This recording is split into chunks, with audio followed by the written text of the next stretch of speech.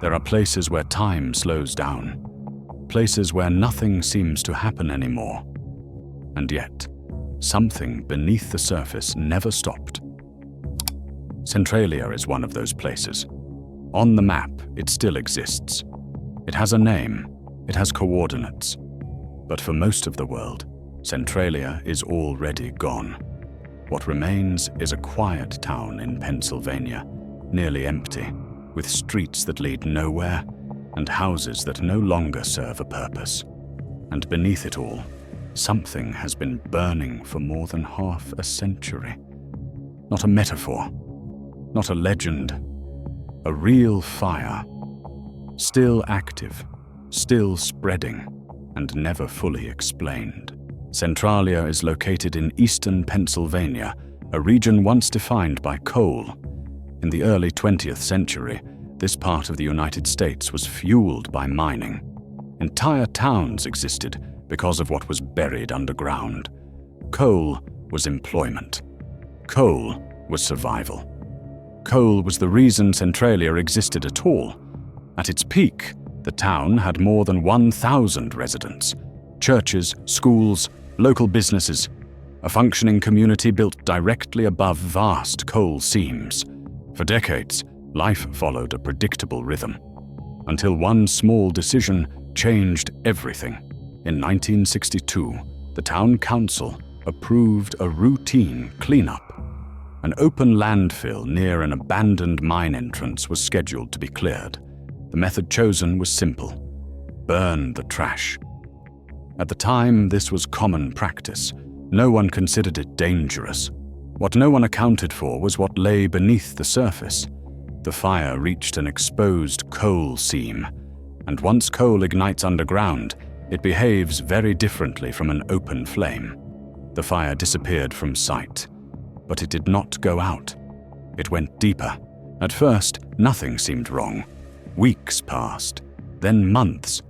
But underground, the fire was spreading through interconnected coal tunnels, fed by oxygen, moving through old mining shafts. Coal fires do not burn quickly. They smolder, they travel, they expand silently. And by the time the first warning signs appeared, the fire was already beyond easy control. Residents began noticing subtle changes. Warm ground in unexpected places, steam rising from cracks in the earth, a faint smell of sulfur in the air. Carbon monoxide readings started to increase. Scientists were called in, measurements were taken, and the conclusion was clear. There was an active mine fire beneath the town, and it was not small. Local and federal authorities stepped in. Plans were drafted, budgets approved, engineering solutions proposed. The goal was simple in theory: cut off the fire's oxygen supply and isolate the burning coal. In practice, it was anything but simple, because the fire had no clear boundaries, no visible edges, no predictable path. It was moving underground in ways that could not be fully mapped. Engineers attempted several solutions. Trenches were dug to isolate the burning coal. Clay barriers were installed. Water was injected into the ground. Millions of dollars were spent. None of it worked. The fire simply moved around the barriers, found new paths, spread deeper. Every solution assumed the fire had limits. It did not. In the late 1970s, the situation became impossible to ignore. Carbon monoxide levels rose again. New cracks opened in the ground. In one documented incident, a sinkhole opened beneath a child's backyard. He survived. But the message was clear. The ground itself could no longer be trusted. In the early 1980s, the government made a decision. Residents would be relocated. Homes would be purchased. Families would be moved. It was not an evacuation in a single day. It happened slowly, house by house, street by street. Some people left immediately. Others refused. This was their home, their history. But the fire did not care. As residents moved away, buildings were demolished, streets were closed, postal codes were removed. Centralia was not officially erased, but functionally, it no longer existed. A town without services, without schools, without purpose. Only a few residents chose to stay, above a fire that never stopped.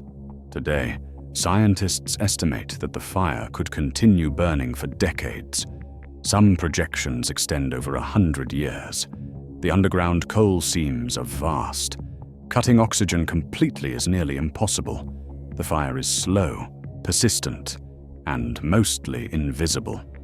It does not explode. It waits. Centralia was not abandoned because no one tried. It was abandoned because the fire proved larger than any realistic solution.